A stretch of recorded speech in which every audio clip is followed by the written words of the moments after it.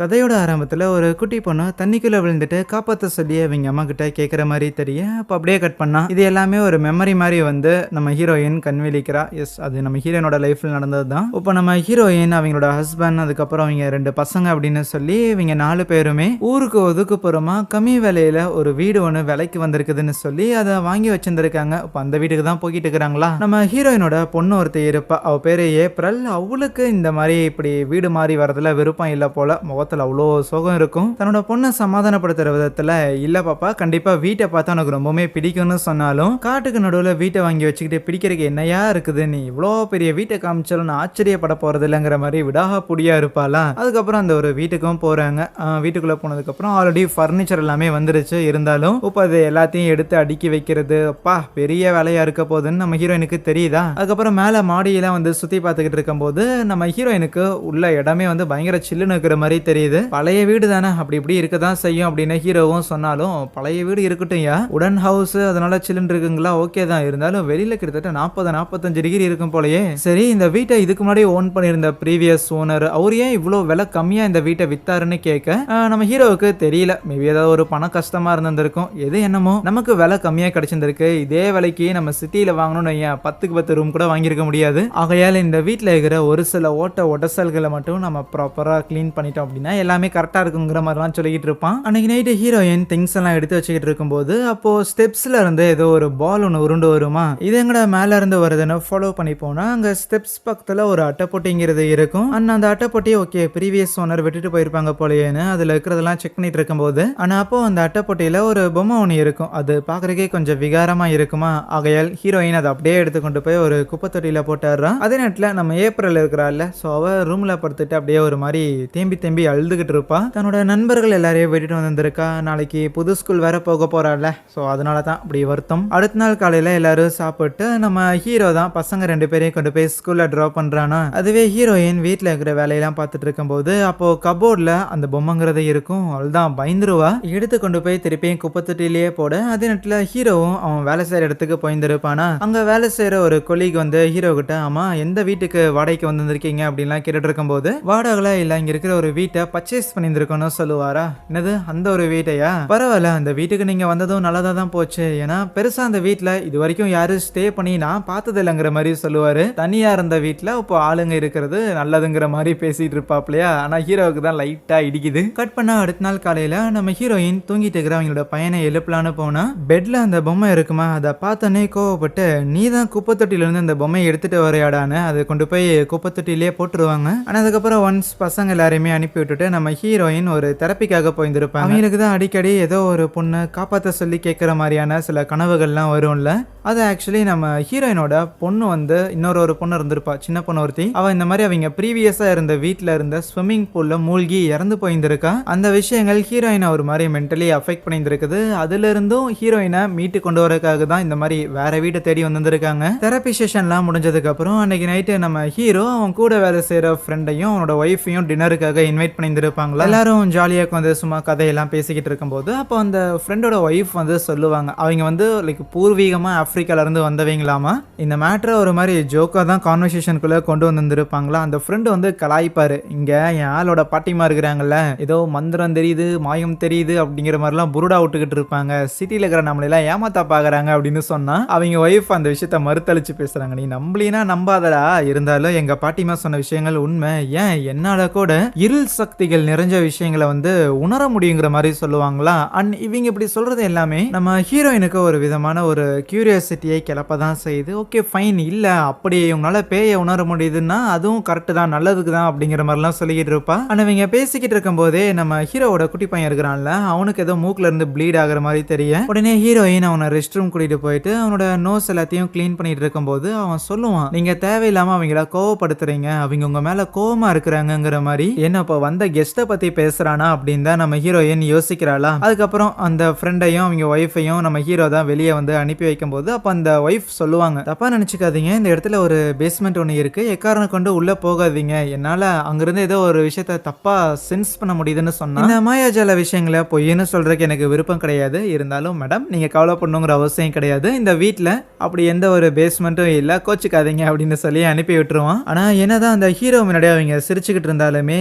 Once car கிட்ட போனதுக்கப்புறம் அவங்களோட ஹஸ்பண்ட் கிட்ட தயவு செஞ்சு இந்த ஒரு வீட்டுக்கு என்ன நீ கூப்பிட்றாத, நீயும் இனிமேல் போயிடாத அப்படின்னு எச்சரிக்கிறாங்க. அதுக்கப்புறம் வீக்கெண்ட்ல வீட்டில் இருக்கிற எல்லாருமே சரி ஃபேமிலி அப்படியே வெளியே போயிட்டு வரலாமா அப்படின்னு ஒரு பிளான் போட்டா நம்ம ஏப்ரலுக்கு அதில் விருப்பம் இல்லை, நான் புக் படிச்சுட்டு இருக்கிறேன், நீங்க வேணா கிளம்புங்க அப்படின்னு அனுப்பி விட்டுருவாளா. கார்ல வந்துகிட்டு இருக்கும்போது என்ன பண்ணி ஏப்ரலை திருப்பி நார்மல் ஆக்குறதுன்னு இவங்களுக்கு தெரியல அப்படின்னு இவங்க பேசிக்கிட்டு இருக்கும்போது அப்போ அந்த குட்டி பையன் நீங்க அவளுக்காக ப்ரே பண்ணலாம் அப்படின்னு சொல்லுவானா. நம்ம ஃபேமிலியில எவனுக்கும் கடவுள் நம்பிக்கையே கிடையாது, அப்படி இருக்க திடீர்னு இவன் வாயில இருந்து எங்க பிரேயருங்கிற வார்த்தையெல்லாம் வருதுன்னு யோசிக்கிறாங்க. இவங்க இப்படி பார்க்குக்கு வந்திருக்க அதே டைம்ல நம்ம ஏப்ரல் இருக்கிறாள்ல, ஸோ வீட்டில் தனியா இருக்கும்போது அப்போ அவளை பார்க்கறதுக்காக ஸ்டேசி அப்படின்னு ஒரு பொண்ணு ஒருத்தி வருவா. ஏய் யார் நீ இங்க எப்போ வந்தேன்னுலாம் கேட்டா, நான் இங்க பக்கத்துல ஒரு வீடு இருக்கு, உங்களை மாதிரி தான் தனியா இருக்கும், பெருசா இங்க யாரும் வரமாட்டாங்க, ஒரே தனிமையா தான் இருக்கும், இப்படி இருக்க ரீசெண்டா சில ஆள் நடமாட்டம்லாம் தெரிஞ்சது, அதனால தான் இன்னும் பார்க்க வந்த இடத்துல நீ இருக்கிற. அதுக்கப்புறம் தனியாக வந்துட்டு என்ன பண்றீங்க, உங்க பேரண்ட்ஸ் எல்லாம் எங்க போனாங்கன்னு சொல்லிட்டு அப்படியே சும்மா பேச ஆரம்பிக்கிறா. அதுக்கப்புறம் அடுத்த நாள் காலையில நம்ம ஹீரோ வேலை பார்த்துட்டு இருக்கும்போது அப்போ அந்த ஃப்ரெண்டோட ஒய்ஃப் இருக்கிறாங்களே அவங்க வந்துட்டு இந்த மாதிரி முந்தா நேற்று நைட்டு உங்க வீட்டுக்கு வரும்போது எனக்கு சில விஷயங்கள்லாம் அமோனிஷமா இருக்கிற மாதிரி தெரிஞ்சது, அதனால அது ரிலேட்டடா என்னோட பாட்டிமா கிட்ட நான் விசாரிச்சேன், அவங்க சொன்ன விஷயங்கள்லாம் வச்சு பார்த்தா வேர்ல்டு வார் டைம்ல நிறைய கருப்பின மக்கள் எல்லாரையுமே நீங்க இப்போ தங்கி இருந்திருக்க அந்த ஒரு வீட்டில் வச்சு டார்ச்சர் பண்ணியிருந்திருக்காங்க ஏதோ ஒரு ஃபேமிலி. அதுக்கப்புறம் இந்த கருப்பினத்தை சேர்ந்தவங்கலாம் போராடி அந்த டார்ச்சர் பண்ணப்பட்ட அந்த ஒரு ஃபேமிலி மெம்பர்ஸ் எல்லாரையும் கொண்டு போய் பேஸ்மெண்ட்ல வச்சு அந்த வீடோட சேர்த்து எரிச்சிட்டாங்களாமா. அதனால அவங்களோட ஆன்மாக்கள் எல்லாமே அந்த ஒரு வீட்டில் பிரேத ஆன்மாவா இருக்கிறதுக்கான வாய்ப்பு இருக்குதுன்னு சொன்னாங்க. ஸோ பெட்டர் நீங்க அங்க இல்லாம இருக்கிறது உங்களுக்கு சேஃப்டின்னு சொன்னா அந்த வீட்டை இதுக்கு முன்னாடியே ரெனோவேட் பண்ணி தரேன் அப்படின்னு தான் சொல்லியிருந்தாங்க. மேபி நீங்க சொல்றதெல்லாம் உண்மையா இருக்கலாம், உண்மையா இருந்தாலுமே பேய் பிசாஸ் இதெல்லாம் கொஞ்சம் ஓவரா தான் இருக்கு, அதெல்லாம் நம்ப முடியாது, இருந்தாலும் உங்களோட அக்கறைக்கு ரொம்ப நன்றிங்கிற மாதிரி சொல்லிடுவான், தட்டி கழிச்சிருவான் அவங்க பேசுறதையே. அன்னைக்கு நைட்டு ஹீரோயின் பசங்க எல்லாரும் தூங்கிட்டாங்களான்னு போய் பார்க்கும்போது அப்போ அந்த குட்டி பையன் யாருக்கிட்டயோ பேசிட்டு இருக்கிற மாதிரி தெரியுமா.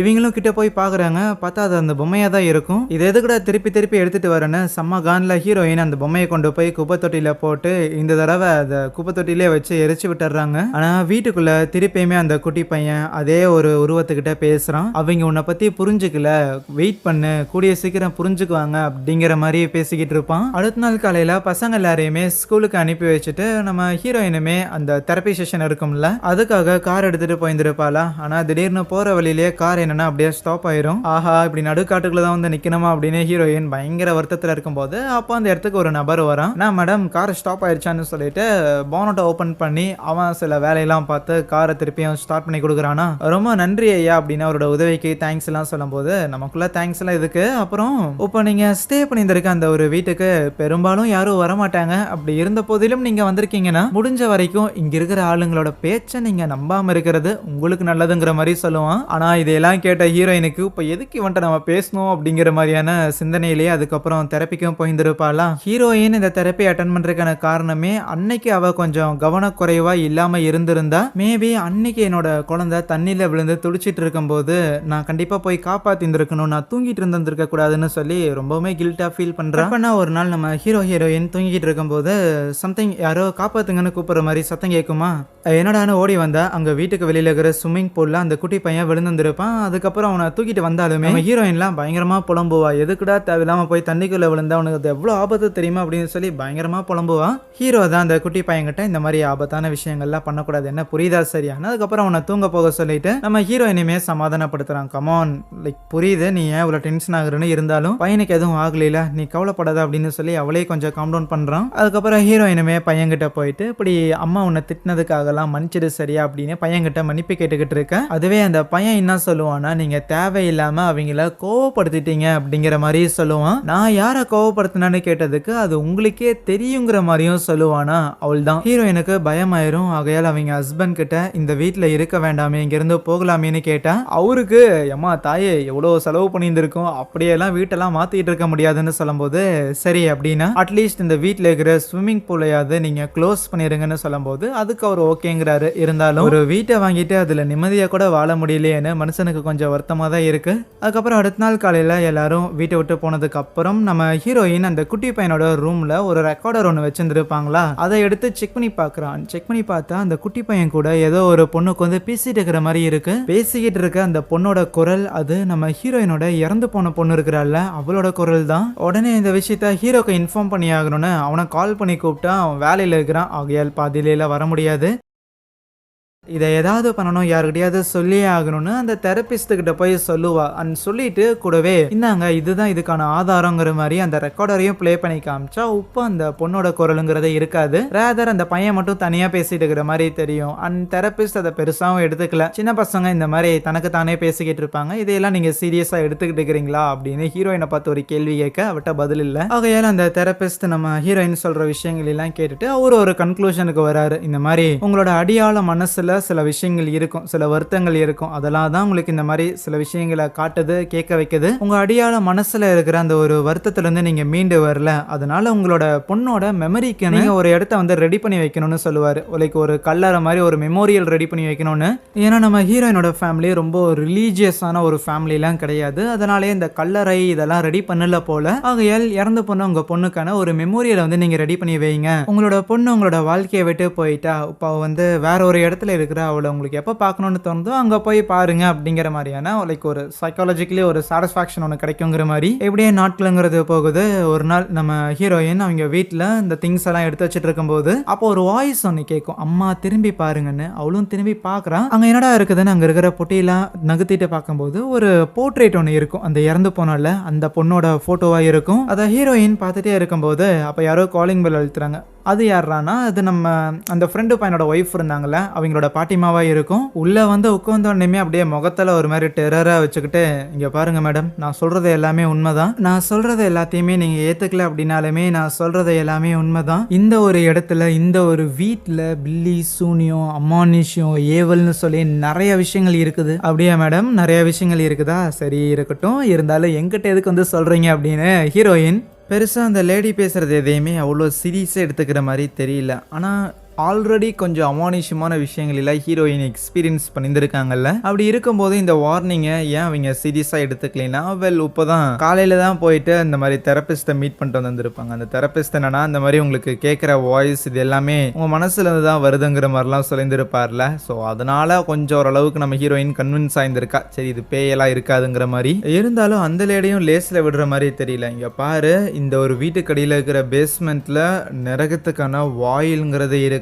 நரகத்துல ஏகப்பட்ட சாத்தான்கள் இருக்கும். அந்த சாத்தான்கள் பூமிக்கு வராம தடுக்கிற ஒரு விஷயம் தான் நரகத்துக்கான வாயில்ங்கிறது. ஆனா அந்த வாயில்ல சில ஓட்டைகள் இருக்கும். அதுல ஒன் ஆஃப் த ஒரு ஹோல் தான் இங்க இந்த வீட்டு கீழே இருக்குது. அதனால எக்காரணம் கொண்டு நீங்க இந்த இடத்துல இருக்கிறது சரியில்லைன்னு சொன்னா, சரிங்க மேடம் நீங்களும் இங்க இருக்க வேண்டாம், கிளம்புங்க அப்படிங்கிற மாதிரி அச்சு பத்தி விட்டுருவா. ஆனா அதுக்கப்புறம் நாட்களுங்கிறத தொடர்ந்து போயிட்டே இருக்க, ஒரு நாள் நம்ம ஹீரோவோட ஃப்ரெண்டோட ஒய்ஃப் இருக்கிறாங்கல்ல, அவங்க வேலை செய்யற இடத்துக்கு வந்துட்டு இந்த மாதிரி நம்ம ஹீரோ கிட்ட அந்த விஷயத்தை பத்தி எக்ஸ்பிளைன் பண்றதுக்காக ட்ரை பண்ணுவாங்க. இங்க பாருங்க, அங்க பேஸ்மெண்ட் இருந்திருக்கு, இதுக்கு முன்னாடி ப்ரீவியஸா ஒரு ஓனர் உங்ககிட்ட இந்த வீட்டை வித்துட்டு போனார்ல, அவர் ஆக்சுவலி உங்ககிட்ட விற்கிறதுக்கு முன்னாடி அவர் ரெனோவேட்லாம் பண்ணல, அவர் தங்கறதுக்காக தான் ரெனோவேஷன் ஒர்க்லாம் பார்த்தாரு. இருந்தாலும் அவ்வளோ செலவு பண்ணி இந்த வேலையெல்லாம் பார்த்துட்டு பாதியிலேயே அந்த வீட்டை விட்டுட்டு போயிருக்காருன்னா, கமான் அதுல என்னமோ ஒன்று இருக்கு, தயவு செஞ்சு நான் சொல்றது எல்லாத்தையும் கொஞ்சம் காது கொடுத்து கேளுங்களேன் அப்படின்னாலுமே ஹீரோ பெருசா இந்த பேய் பிசாசு இதுல எல்லாம் நம்பிக்கை காட்டுற மாதிரி தெரியலையா. அதனால அன்னைக்கு அவங்க என்ன சொல்ல வந்தாங்க அப்படிங்கிற விஷயத்தையே ஹீரோ ஃபுல்லா கேட்கல.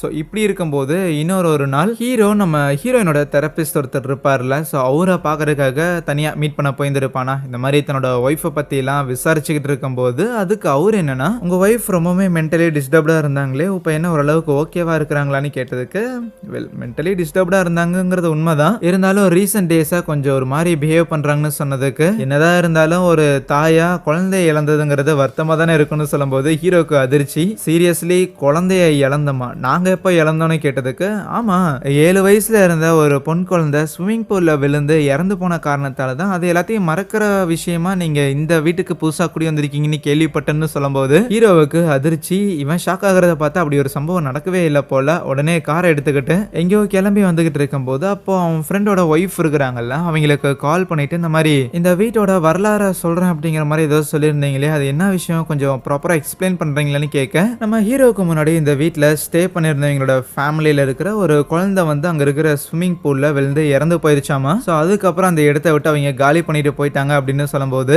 இவங்களுக்கு இருக்கிறதுங்கிறது 2 பேர் தான், அந்த குட்டி பையன் ஒருத்தன், அதுக்கப்புறம் நம்ம ஏப்ரல். அப்படி ஸ்விம்மிங் பூலில் விழுந்து எந்த ஒரு குழந்தையும் இறக்கல, ஒருவேளை ஏதாவது இமேஜின் கீது பண்றாளான்னு நேராக வீட்டுக்கு போயிட்டு ஹீரோயின் எங்க இருக்கிறான்னு தேடுறான். பிளஸ் பசங்க எங்க இருக்கிறாங்கன்னு தெரிஞ்சாலும் பசங்களே யாரையும் காணாமா. ஆனா கரெக்டா ஒரு ரூம்ல ஹீரோயினை கண்டுபிடிச்சா அவ அந்த பொம்மை பொம்மையை வந்து எடுத்து வச்சுக்கிட்டு தன்னோட குழந்தைங்கிற மாதிரி தாளாட்டிக்கிட்டு இருப்பா.